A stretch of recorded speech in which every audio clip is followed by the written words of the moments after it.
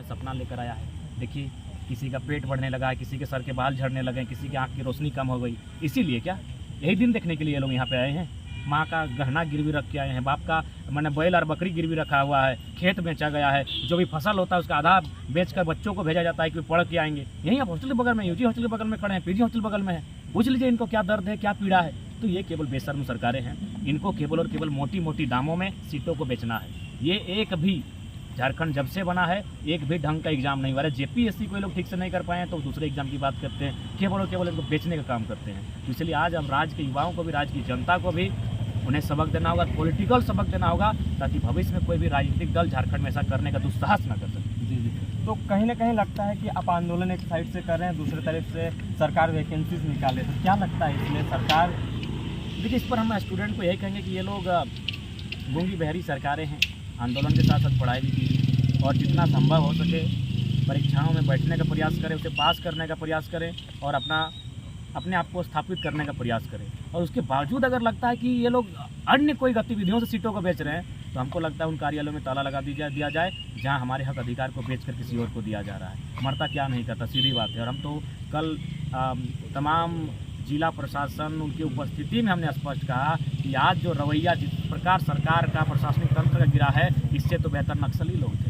2002 का हमने उदाहरण दिया, वहाँ एक हिंदुस्तान का पेपर छपा था, वहाँ साफ साफ लिखा था कि नक्सलियों ने 600 एकड़ ज़मीन ग्रामीणों का पूंजीपतियों से छीनकर गरीबों को वापस किया था। जो काम गवर्नमेंट का था, जो काम डीसी का था, जो काम प्रशासन का था, वो काम नक्सली कर रही। इससे गए गुजरे, ये गए सरकार में बैठे लोग, ये प्रशासनिक तंत्र उससे गए गुजरे हैं। आज भी अगर आप तो चाची डुमरी पीटा चले जाएं और गांव में बोलिएगा कि आज ब्लॉक की क्या स्थिति है, वहाँ का बूढ़ा बुजुर्ग बोलता हुआ नजर आता है कि अरे एकर से बेस्ट तो नक्सली हलो, क्या ओकर नाम से डरा हलो एखनी। यानी सोच सकते हैं कि कितना मने आज राज्य को छला जा रहा है। यहाँ DCI चाहे BCI सब लूटने के लिए आते हैं। जी।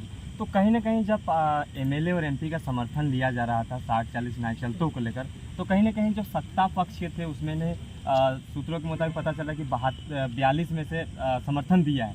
तो जबकि 42 में से समर्थन दिया तो वो चीज़ विधानसभा में क्यों नहीं एक साथ बोलते हैं कि 60-40 नीति वापस करनी, क्योंकि उस टाइम भी कैबिनेट की भी बैठक हो रही है। 42 से ज़्यादा है, फिर जो भी है मतलब वो एक वन बहुमत का आंकड़ा है।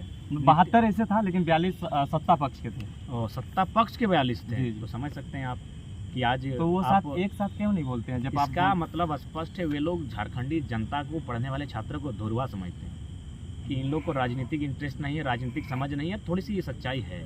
आज अगर हम आप गांव में बात करें तो कितने लोग हैं बजट को पढ़ते हैं, बजट को जानते हैं, बजट को समझते हैं? नहीं।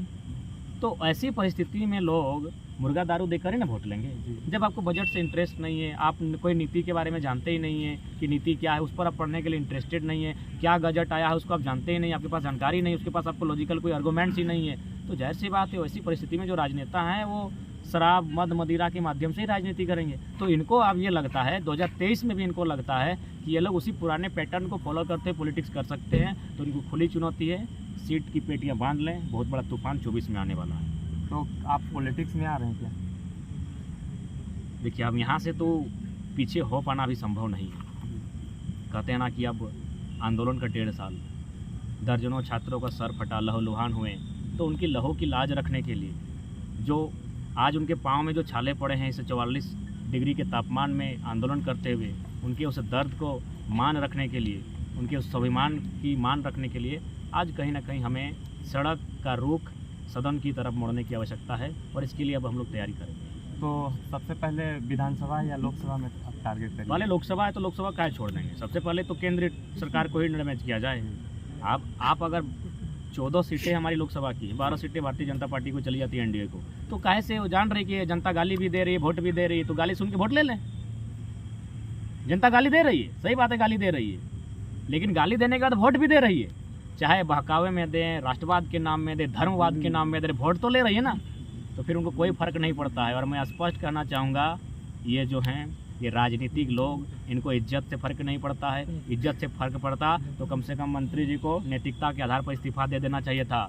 जो बोकारो के विधायक है उनको चुनाव नहीं लड़ना चाहिए था। इनको इज्जत से फ़र्क घंटा भर नहीं पड़ता है, इनको फ़र्क पड़ता है वोट से। जब आप वोट की चोट देंगे तभी इनको फ़र्क पड़ेगा, नहीं तो इनको कोई फ़र्क नहीं पड़ेगा। उसका उदाहरण है, अभी आपका कोई सांसद था, उनको मैंने फूल की माला नहीं जूतों की माला पहनाई गई और बाद में 2.5 लाख वोट से जीत गए।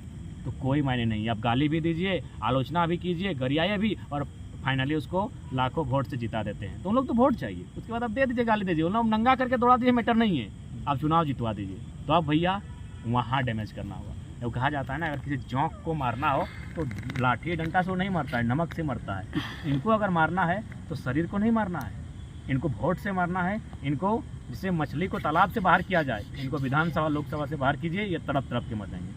तो लास्ट में तमाम स्टूडेंट को क्या संदेश देंगे, क्योंकि 31 दिवसीय आंदोलन रहा, उसके बाद भी सरकार पर ऐसा कोई भी फीडबैक देखने को नहीं मिला, तो क्या संदेश देंगे? सीरियस संदेश देंगे। सबसे पहली बात, हम स्टूडेंट का भला चाहते हैं, हम भी स्टूडेंट हैं, बहुत तकलीफ से पढ़ाई किए हैं, बहुत ज़मीनी से, आज भी ज़मीनी से स्तर। आज हम अभी भी जब पीएचडी का मेरा थीसिस लिखना हो तो हम सोशल मीडिया में पोस्ट करते हैं, किसी का लैपटॉप हो तो पहुंचा देना।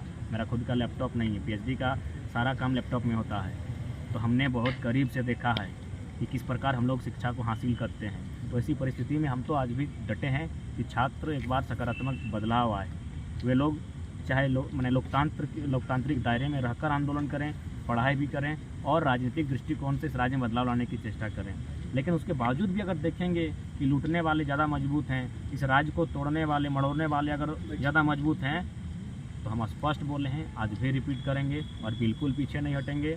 2024 में हम लोग वोट मांगेंगे। यदि वोट देने के बाद हम लोग सफल होते हैं तो प्रयास जारी रखेंगे, लेकिन हम लोग वेट नहीं करेंगे। यदि हम लोग किसी भी प्रकार वोट की राजनीति में असफल रहते हैं तो हम लोग एक हर घर से बेटा मांगेंगे और उनको लेकर झुमरा और पारसनाथ की पहाड़ में सरकार बनाएंगे। ये लिख के बोल दिए, अपेक्षण के माध्यम से बोल दिए। उसके बाद राज्य की क्या दशा होगी डज नॉट मैटर। हम तो अपने क्षेत्र में स्पष्ट हैं। यदि हमारे लोगों को सताया ज़्यादा से ज़्यादा जाएगा तो हम खासकर जो मेरा कोयलांचल से संबंध रखते हैं, हम पूरे राज्य को नहीं कह सकते कि वहाँ हमें क्या समर्थन मिलेगा, लेकिन हम कोयलांचल में अंदर खाने से एक ऐसी सेना तैयार होगी जिसका दुष्परिणाम इस राज्य को सहना होगा। क्यों नहीं सहना होगा यार? जमीन हमारी, कोयला का खदान हमारी ज़मीन पर, और हम भीख मांगेंगे। स्पष्ट संदेश है, वोट पहले मांगेंगे फिर बेटा मांगेंगे। अगर बेटा मिल गया तो फिर झुमरा और पारसनाथ में जैसा संदेश जाएगा, ऐसे भी तो मर रहे हैं भाई, कब नहीं मर रहे हैं? साला गैस से मर रहे हैं, कभी धुआं से मर रहे हैं, कभी बीमारी से मर रहे हैं, कभी बेरोजगारी से मर रहे हैं। पढ़िए ना बगोदर और बिशुनगढ़ को, प्रत्येक 7 दिन में आपको पेपर मिलेगा कि टावर लाइन से कहाँ ना कुवैत में कोई मरा, कोई दुबई में मरा, कोई गुजरात में मरा। हर साल तो मरिए रहे यार। तो वही जो लोग मरने की संख्या को हम अगर इधर मरने के लिए तैयार करें राज्य के लिए, और बुरे लोगों को मारते हुए मरने के लिए तैयार करें, तो बहुत बड़ा बदलाव होगा। स्पष्ट कहते हैं, कोई फेंका फेंकी बात नहीं है, कोई पिक्चर का शूटिंग नहीं है। वोट मांगेंगे, उसके बाद एक को बेटा मांगेंगे। अगर बेटा हम लोग को अच्छा संख्या में मिल गया तो फिर अंदर खाने की ऐसी सेना तैयार होगी, उसका खामियाजा किसको भुगतना होगा वो बाद में पता चलेगा। जोहार। जोहार।